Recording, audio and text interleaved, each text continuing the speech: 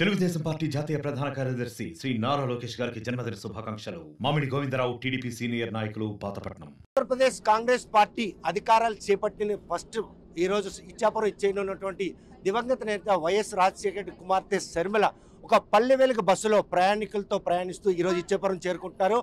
ఆమె కాంగ్రెస్లోకి రాక మాత్రం ఈరోజు ఆంధ్రప్రదేశ్ ప్రజలందరూ కూడాను కాంగ్రెస్కు పూర్వవైపు వస్తుందన్న ఆశను మాత్రం చిగురించే విధంగా ఆమె తాలూగా ఈరోజు పర్యటన జరుగుతుందంటూ ఎటువంటి అశక్తి. ప్రస్తుతం మాత్రం పల్లె వెలుగులో ప్రయాణిస్తున్న శర్మిల మనతో ఉన్నారు. చూస్తే కనుక ఎందుకమ్మా ఇటువంటి నిర్ణయం తీసుకున్నారు? ఏంటమ్మా ఈ సడన్ నిర్ణయం? ప్రజలు పడుతున్న ఇబ్బందులు ఏమైనా ఉన్నాయా అని కలుపుకోవడానికి వచ్చాం. ప్రజలతో మాట్లాడడం జరిగింది, సామాన్యులతో మాట్లాడడం జరిగింది, వాళ్ళ ఇబ్బందులు ఏంటో కనుక్కోవడం జరిగింది.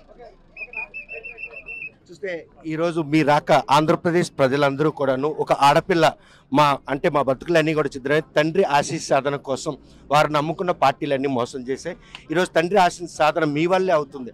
ఆడపిల్ల అంటే తండ్రికి మాట కట్టుబడింది, ఆ మాట నిజమే రోజు దగ్గరలో ఉందనుకో. నేను చేసే కృషి అల్లా రాజశేఖర రెడ్డి గారి ఆశయాలను బ్రతికించడం. రాజశేఖర రెడ్డి గారు తన ప్రజల్ని ఎంతగా ప్రేమించాడంటే ఎల్లప్పుడూ ఆ ప్రజల మధ్య ఉండేవాడు. రాజశేఖర రెడ్డి గారు నాతో చాలాసార్లు చెప్పిన మాట, అసలు ప్రజల మధ్య ఉంటే పాప అసలు నాకు ఇంకా ఏమీ కావట్టుంది, ఇంకొక ఆలోచనే రాదు, అంత తృప్తిగా ఉంటుంది అన్నారు. అలాంటి పాలనలు మళ్ళీ రావాలి, అలాంటి పాలకులు రావాలి. ప్రజలతో కలవకుండా, ప్రజలతో మమేకం అవ్వకుండా, ప్రజల మధ్య తిరగకుండా ప్రజల సమస్యలు అర్థమయ్యే అవకాశమే లేదు. కనుకనే ఈ ప్రయత్నం, ప్రజలకున్న సమస్యలను అర్థం చేసుకోవాలి, వాళ్ళకు భరోసా కల్పించాలి. ఇందాక మాట్లాడితే అసలు ఎమ్మెల్యే ఎప్పుడైనా వచ్చాడా, కనిపించాడా అంటే అసలు ఎప్పుడూ రాలేదు అని చెప్తున్నారు. ముఖ్యమంత్రి గారు ఎప్పుడైనా వచ్చారంటే ఎప్పుడూ రాలేదు అంటున్నారు.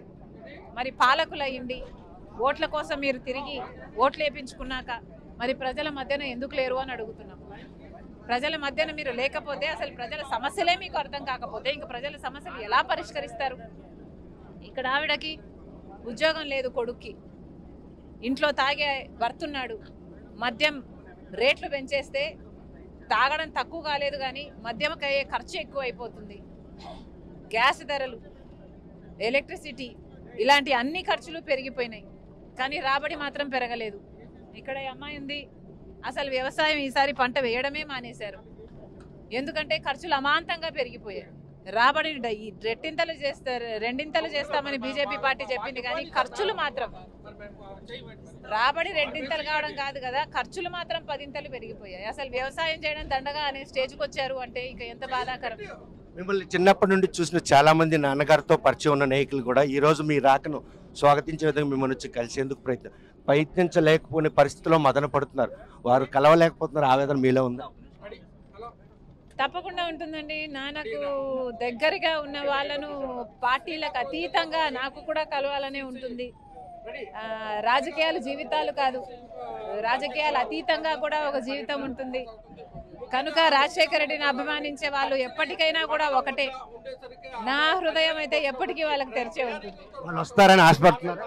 తప్పకుండా అండి. రాజశేఖర రెడ్డి గారి ఆశయాలు మళ్ళీ సిద్ధింపజేయాలి. రాజశేఖర రెడ్డి గారి ఆశయాలు సాధన కోసమే మనం అందరం రాజకీయాల కోసం ఉన్నాము. మరి అలాంటప్పుడు వాళ్ళకి నేను దగ్గరగా ఉండాలి, వాళ్ళు నాకు దగ్గరగా ఉండాలి, కలిసి పని చేయాలని నేను మనస్ఫూర్తిగా కోరుకుంటాను. చూస్తే కనుక ప్రస్తుతం ఆమె రాక కోసం మాత్రం రాష్ట్ర ప్రజలు వెయిట్ చేస్తున్నారు. ఆ నేపథ్యంలో ఈ రోజు ఆమె ఇలా పల్లె వెలుగులో వచ్చి ప్రజల సామాన్య పరిస్థితులు తెలుసుకునేందుకు ఆమె చేస్తున్న ప్రయత్నంలో భాగంగా ఈరోజు పల్లె బస్సులో రావడం జరిగింది. చూస్తే కనుక రాష్ట్రంలో పెరిగినటువంటి నిత్యావసర ధరలతో పాటు కుటుంబాలు కూడాను పూర్తిగా సిద్ధమైపోతున్నాయి. ఇటువంటి తరుణంలో తన రావాల్సిన ఆవశ్యకత ఎంతైనా ఉంది. తండ్రి ఆశయ సాధన కోసం ఈరోజు తాను చేస్తున్న ఈ ప్రయత్నంలో ఎవరైతే తండ్రికి ఉన్నటువంటి పరిచేస్తున్నారు వారందరూ కూడా మళ్ళీ కాంగ్రెస్ పార్టీలోకి వస్తారని సంతృప్తిని కూడా వ్యక్తం చేస్తున్నారు. ఇచ్చాపురం చేరుకున్న ఆమెకు మాత్రం కాంగ్రెస్ కార్యకర్తలను కూడా ఘనస్వాగతం పలుకుతున్నారు. ఇచ్చాపురం శివార్లను ఇలా పల్లెవల్లి బస్సులో ప్రయాణికులతో పాటు ప్రయాణం చేసి ఈరోజు ఆయన తండ్రి గారు ఎక్కడైతే పాదయాత్ర ముగించినటువంటి స్మారక చిహ్నం ఉందో అక్కడికి వచ్చి అక్కడ ఆయనకి నివాళులు అర్పించిన తర్వాత ఈ కార్యాచరణ రూపొందిస్తున్నారు. పిసిసి పగ్గాలు చేపట్టిన మొట్టమొదటిసారి తన పర్యటన ప్రారంభించినటువంటి షర్మిలకు మాత్రం అడుగునడుగున కాంగ్రెస్ కార్యకర్తలతో పాటు ప్రజలు కూడా ఘనంగా స్వాగతం పలుకుతున్నారు. ఆమె మాత్రం ఈరోజు ఇచ్చాపురానికి ఇలాగ ప్రైవేట్ బస్సులో అంటే ఒక పల్లె వెలుగు సాధారణ ప్రయాణికుల పల్లె వెలుగు బస్సులో రావడానికి మాత్రం అందరూ ఆశ్చర్యాన్ని గురి చేసింది. అందులో ఎటువంటి ఆశ్చర్యాలు బాగా ఉంది శుభ్రంగా వచ్చారు, శుభ్రంగా ఉన్నారండి. ఊహించారు వస్తామని. ఎప్పటికే మాది అప్పుడు కాంగ్రెస్లో ఉంటాం, రాజశేఖర్ ఉండేటప్పుడు. ఇప్పుడు కదా వైసీపీకి వెళ్ళిపోయాం. మీద ఆశ్చర్యపోయాం, ఎప్పుడు రాలేదు కదా అని ఆశ్చర్యపోయాం మేము. ఆమె పల్లె బస్సుకు ఎక్కిన వెంటనే ప్రయాణికులందరూ ఒక్కసారిగా అవాక్కయ్యారు. వైఎస్ రాజశేఖర రెడ్డి కుమార్తె ఒక పల్లె బస్సులో వెళ్ళడం, ఆ బస్సులో నాన్నగారు వేసిన కావడం మాత్రం వారందరూ ప్రయాణికులు ఆశ్చర్యపరిచింది.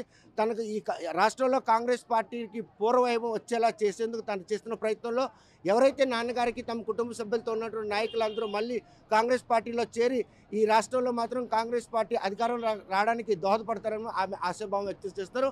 మరి కొద్దిసేపటి క్రితం ఇప్పుడు వాళ్ళ నాన్నగారి తాలూకా స్మారక చిహ్నం ద్వారా ఆయనకి నివాళులర్పించే పరిస్థితి. వీడియో జర్నలిస్ట్ రామకృష్ణతో సత్యం, RTV శ్రీకాకుళం. మరిన్ని వీడియోస్ కోసం ఛానల్ ని సబ్స్క్రైబ్ చేయండి, లేటెస్ట్ అప్డేట్స్ కోసం వాట్సాప్ ఛానల్ ని ఫాలో చేయండి అండ్ లింక్ డిస్క్రిప్షన్ లో ఉంది.